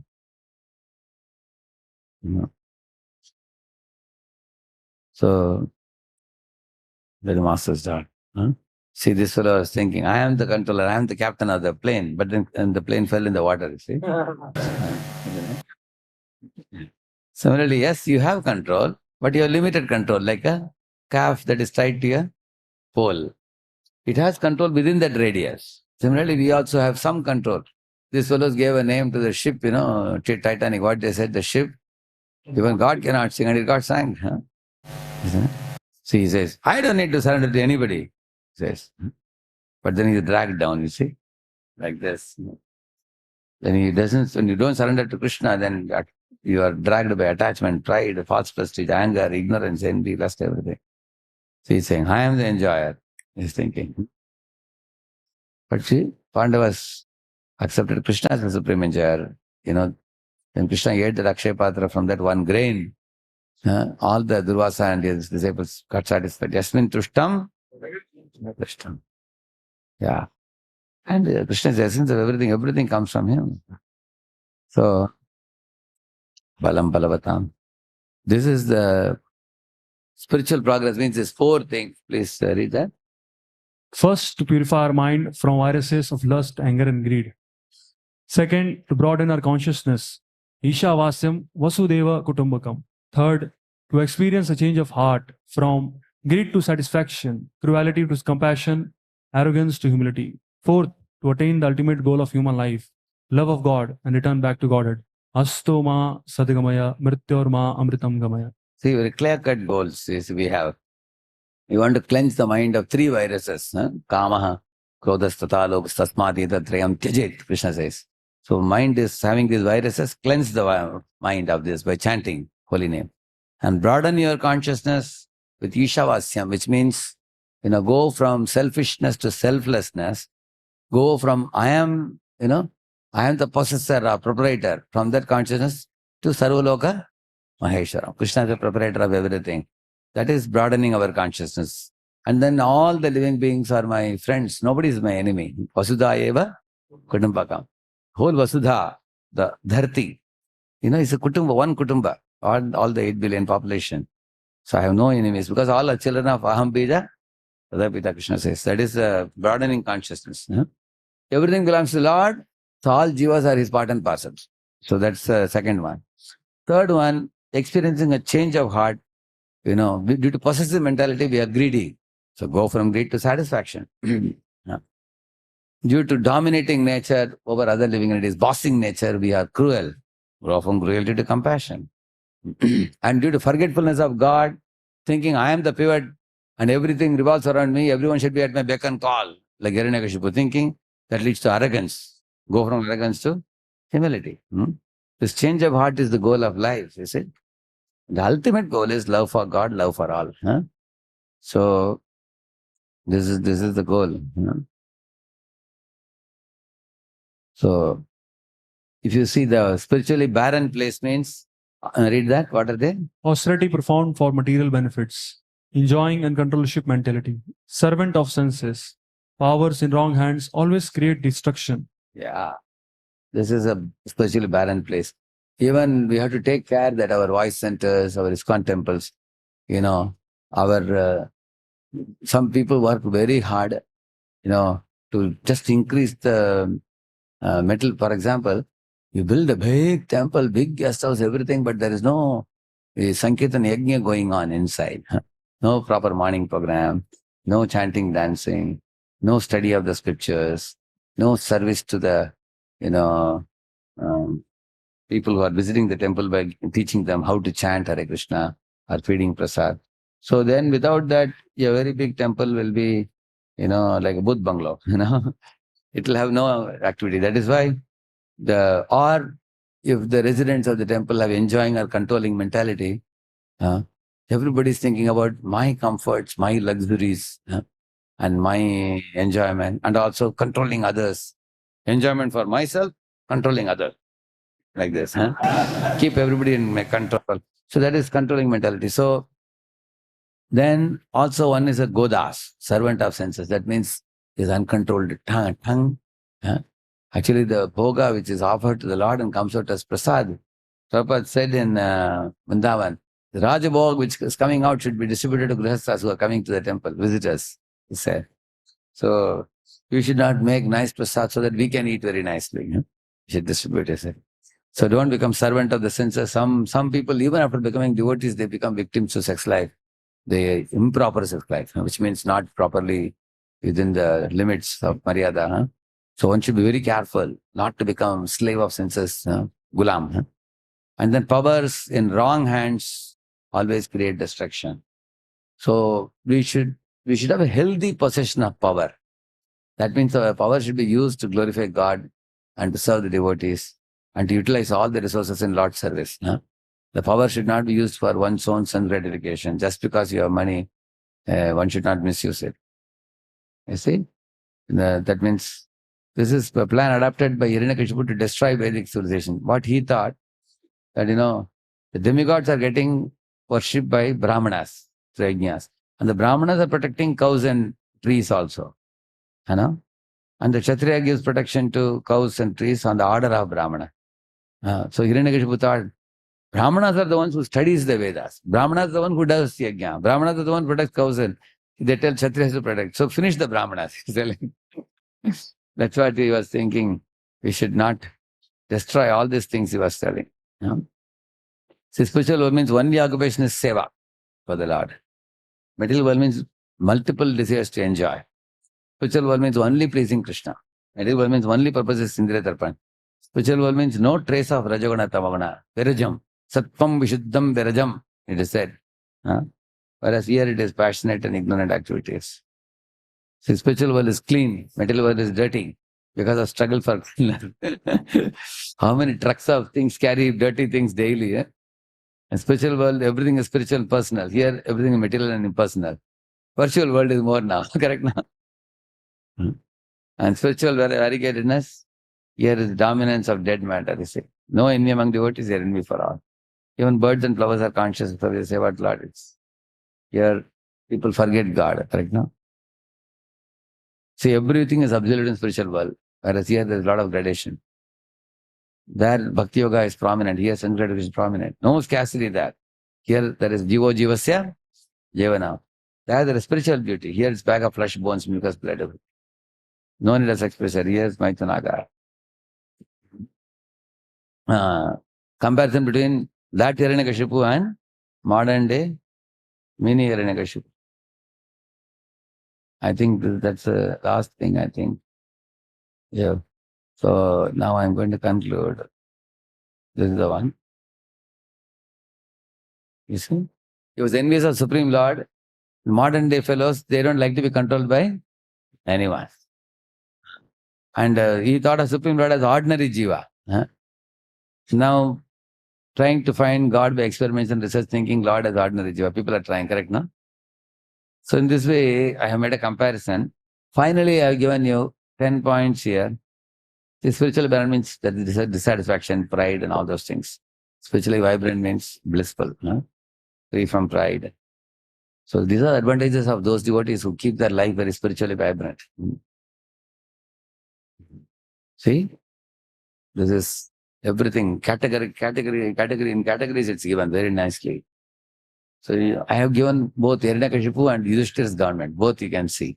This is Hiranyakashipu's role. See how it is. So I will give the PPT. You all can go through it leisurely. Huh? This will require some contemplation on your part. You know, each of it. Today, whatever I spoke, I have summarized here in this. See, Yudhishthira's role. This is, we have to capture this in our mind. Huh? We have to rule like Yudhishthira, whatever leadership we are given. It was righteous, based on dharma, encouraged devotion and moral values, allowed the sages, ministers to voice their opinions, emphasized the spiritual and moral education. He was fair in distribution, prosperity for all, practiced humility, honesty, non-violence, respected nature as sacred and followed sustainable living, you see. Remembered as a noble and dharmic king, upheld justice. And I've compared it to the Hiranyakashipu's right side. And then here are the 10-point program for youth leaders now, for all of you. What you can do to build a Yudhishthira-like society, correct, no? If you want to make similar society, read that. Ethical leadership. Encourage youth to lead with honesty, humility, and selflessness, inspired by Yudhishthira's character. Integrity must be the foundation of leadership in politics, business, and social work. So you think it's possible or not? What do you think? One is humility, another one is integrity. While dealing with other people, can you deal with humility or arrogance? What do you think? You can try to be humble, correct, no?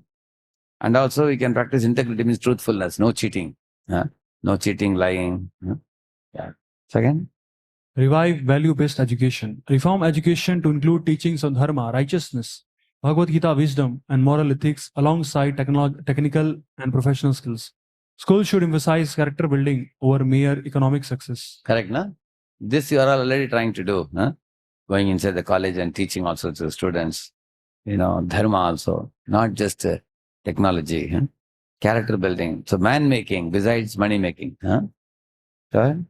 Encourage spiritual growth. Foster a culture where spirituality is respected. Encourage daily practices like meditation, prayer, scriptural study, and seva, selfless service to develop inner strength and moral clarity. Yeah. Daily morning we have mantra meditation and we have prayers in the form of songs. And we are also studying scriptures in the Bhagavatam and daytime also.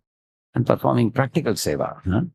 Practical services like distributing books, doing Harinam Sankirtan, distributing prasad, cleaning, washing the temple, worshipping the deity, making jewelry for the deities and dress for the deity, cooking for the deity, and attending to the visiting guests, teaching the children, boys, girls, families. So in this way, encourage spiritual growth.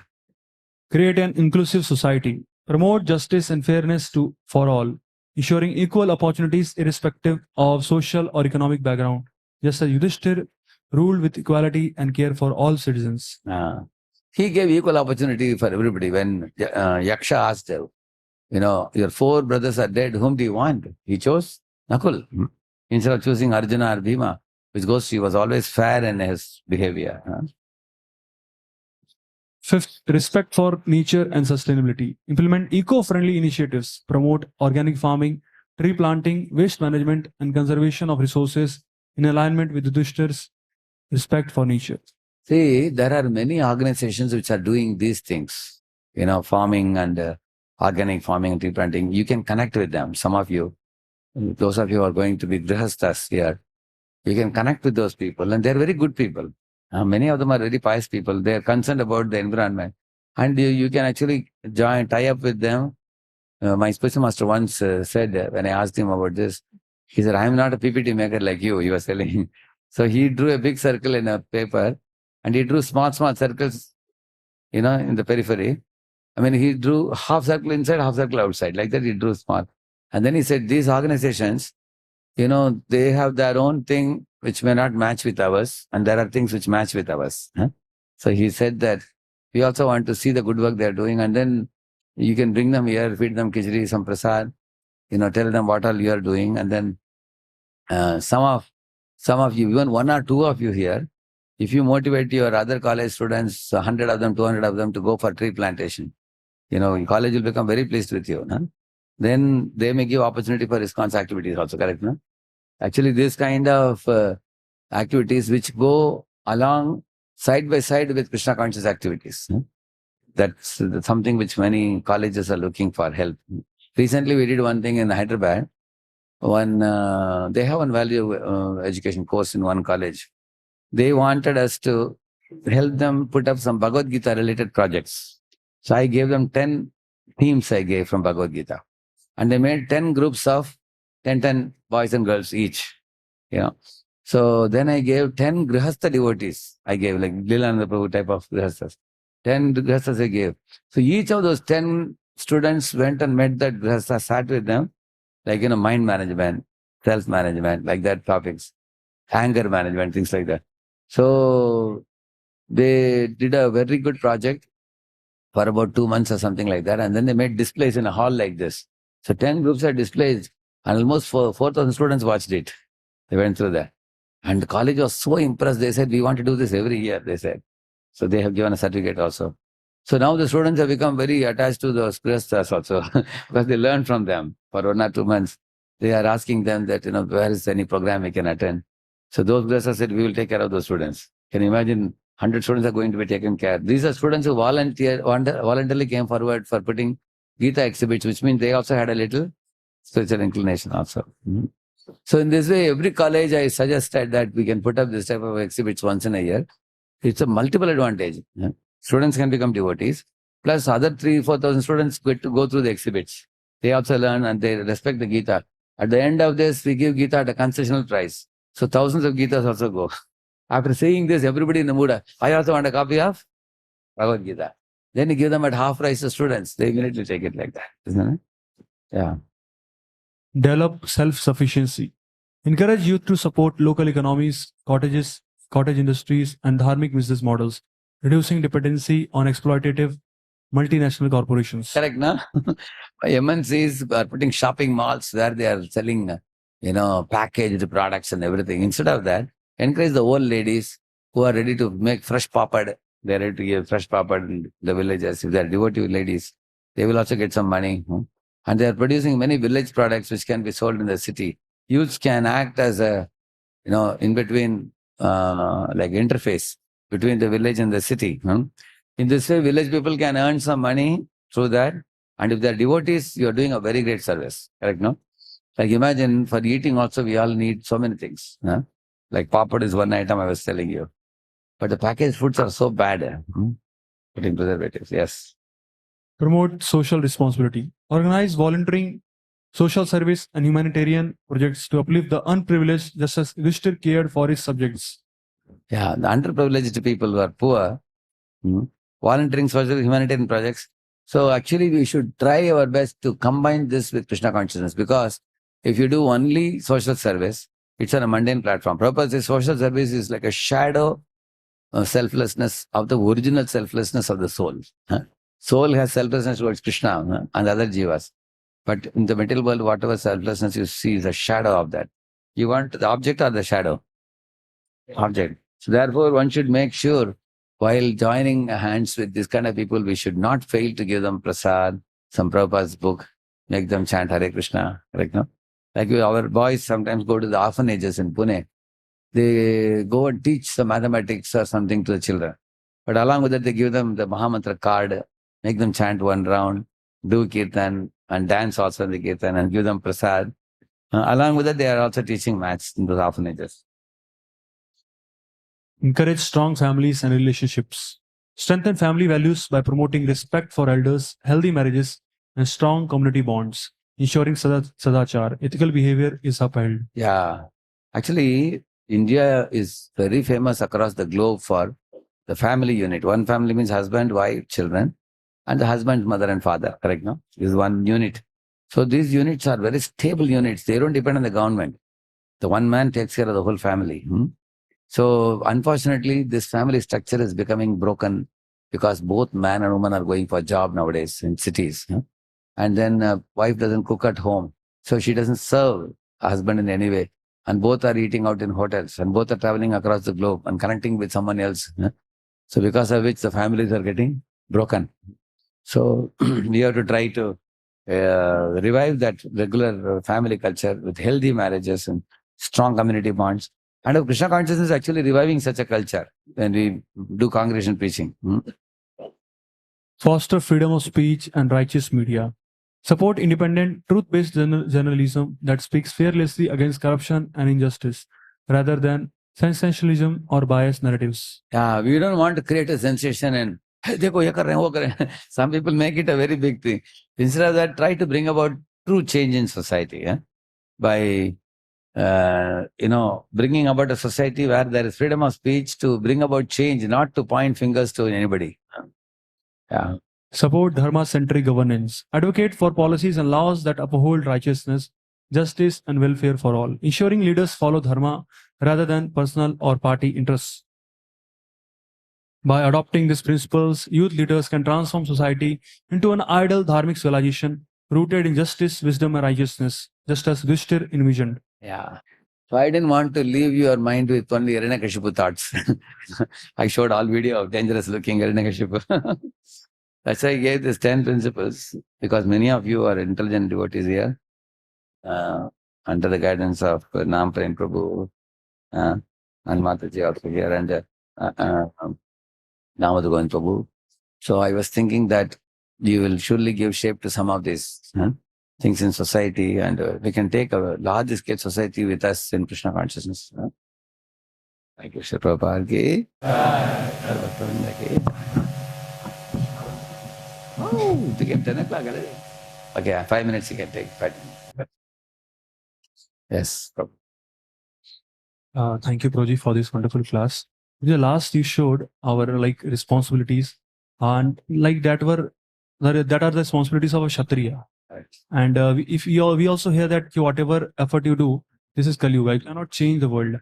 We can do this within our society, but to change outside people, like corruption, all these things, if you get caught into it, like devotee, if he thinks that I will change the whole society, and he may go outside, he may try to become a political leader. You become an encourager of someone who is doing that.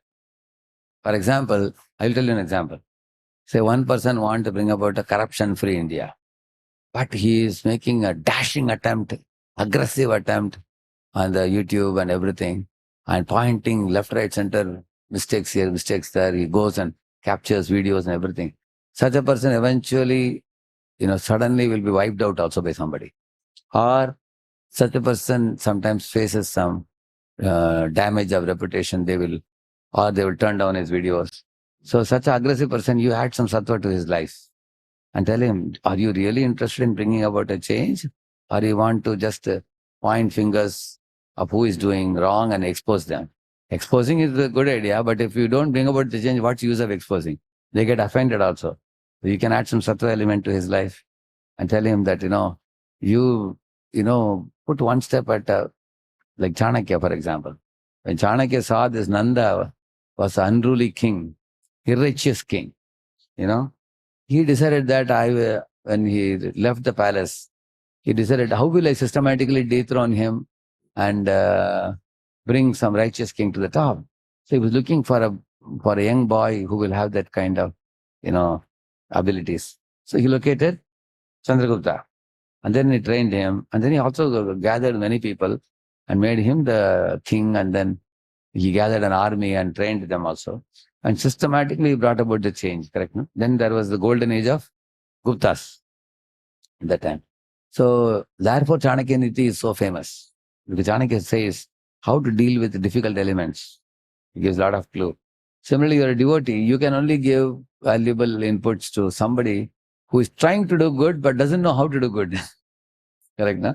So we can give some support. Prabhupada said, I don't want to be Prime Minister, but I want to be a guru of the Prime Minister. Prabhupada said. Because ISKCON devotees, we know the philosophy well, but many people don't know they don't have depth of philosophy. And another example I'll tell you, now RSS people, VC people, for example, we give them prasad. Sometimes 1 lakh RSS people gathered somewhere. So we gave prasadam in Pune. They asked her. They're dharmic people also. So we gave them prasad. Now they invite our Marathi speaking brahmacharis to come and give them lecture because they want to know what is dharma and how to follow it. Correct, no? So many of the principles they want to learn, but they don't want to become so Krishna conscious like our devotees. Because then they fear that our practical activities should not be stopped. And we are also not eager to stop their practical activity. They are doing a lot of, welfare also. And they are very disciplined also. So we can teach them things like, for example, you are not the body, you are spirit, soul. And how to establish God exists. In our device, we do that, right? If any RSS boy is confronted by his atheistic boy, he says, you people are following Hinduism, I know you believe in God, but where is God? Show me God and things like that. Then they can use these things, correct? No? We teach them Ishvara, Jiva, Prakriti, Kala Karma, some basic things, and what is good karma, what is bad karma, what is dharma, correct? No? So you can teach these things and make a kind of syllabus and train them. Then they have the basic tenets of dharma because otherwise they themselves don't know many times. They want to follow dharma, they have that passion for following dharma, but what to follow they don't know many times, correct? No? So, like Matravat Paradareshu, Paradraveshu, Loshtravat, Atmat Sarvabhuteshu. Prabhupada even teaches these basic principles in his books. So, I feel that our devotees can play a very, very good role in the lives of such people. And if somebody wants to be, like, one ISKCON devotee wanted to join politics and become an MLA, then he could not be a president of ISKCON temple. He was told that you cannot come be a ISKCON temple president and simultaneously join some party and, request devotees to vote for you as an MLA. You can't do that. So, of course, he left and then he joined the political parties. He did that. He was one great devotee. So, generally, our devotees may not do such things, but they may support good activities, virtuous activities. Anybody is supporting Brahminical culture, we offer some support and knowledge and everything we can do. And but there are many things at your level you can do. Say, one fellow is having a yoga studio. You can go to him and say that you are teaching yoga, but I'll teach bhakti yoga to people. Give us your yoga studio for us once in a week. They'll happily give. And then all the yogis, they become bhakti yogis later. Correct, no? Yes. Yeah. Yeah. I have also a lot of inclinations to empower devotees to go in such fields while maintaining their purity as a wonderful devotee. Yes. But what challenge I face, a lot of fear comes from inside that he should not get drifted away. Right now, in the beginning, everyone looks in the same stage, very pure-hearted, practicing Krishna consciousness sincerely. But when they get into this, then many resources, facilities, money, and many things starts coming, and they tend to become independent. And then fear comes, so we should not get drifted away. Then, as a concerned leader, we try to control them, and then they feel I'm not getting choked up and I'm not getting independent. Then I think better. His Holiness Bhakti Rasant Maharaj, what he says, if somebody has a staunch desire for becoming a UPSC, candidate and then become one of the bureaucrats of India, We should allow them to go, Maharaj says. Even some people try 5 times also they try. 5 years they try, and if nothing click, they come back. But those who try are very, hardworking fellows. Maharaj says we should allow them because they have that type of vigor. There was one boy, he was also told by his brahmachari counselor that, don't get drifted away, take care of yourself. And then so much so that this fellow joined as a PDC in the temple. And during his PDC, 1 year he was there, and he used to always keep expressing his dissatisfaction that, I was actually trying for UPSC, I was not given full scope to study. And at last he spoke at different devotees and his concerns and everything. And then seniors told him, better you write a letter to me. When he wrote a letter, I encouraged him. I said, see, you have taken 1 year PDC training, you go back and try that. He tried and he got it. Now he's one of the bureaucrats now. He got cleared in the UPSC All India level. He got cleared now and he got placed also. He's in very big position now. Yeah. And he comes to temple also, he comes. Yeah, there are people like that. But one thing he told me, Prabhu, this is like 18-hour job, 16-hour job. Life is super busy. I am only just able to barely complete his 16 rounds, that's all. But he is also thinking, as I grow in this career, how I can help ISKCON in the long run, in helping in reaching out Bhagavad Gita. Just like one fellow in the agricultural field, every year he helps in distributing some 2,000, 3,000 Bhagavad Gitas to farmers. Like that. Everybody should think if they don't do any service, then what's the use of their position? They should utilize their position for doing some greater good. Otherwise, the position swallows all their time and they don't do any good. Only they will have the satisfaction that I am a big man. That's all. One has to see that, whether there is advantage in going for it. Similarly, one boy was telling, Prabhu, now I am from IIT. No, deep within my heart, I have 2 desires. One is to become full-time brahmachari, another one is to do an IIM, MBA. Because people say, IIT, IIM. It's very powerful. I have some business acumen. So I said, okay, if you have a strong desire, go for IIM. I'm only afraid, after finishing IIM, I should not develop a desire to become an entrepreneur. I start my own company. Why do you fear? If you want to become an entrepreneur, become an entrepreneur. No, then ashram will get missed out. You have to choose one thing and take responsibility for that thing. That's all I say. You can go in either direction. You can get married or you can become brahmachari. Whatever is convenient for you, comfortable for you. You can take inspiration from both brahmacharis and grihasthas and finally make whose decision? Your own decision. Because it's whose life? It's your life. It's your life, so you decide. Yeah. See, for girls, not to marry and remain a celibate, that is not encouraged in the Vedic life. Although Prabhupada started brahmacharini ashram in America, one Saradhiya girl, she was just 13 years. Prabhupada told her, why don't you live with parents? She said, parents are divorced. I can't stay at home. I'm staying out. And she was troubled by so many boys. So then Prabhupada told them to start the brahmacharini ashram. And then Prabhupada told this to temple presidents, make sure all the brahmacharinis are getting married and settled, and make sure no brahmachari changes ashram. And president asked, how is it possible, Prabhupada? He said, that is expertise in management.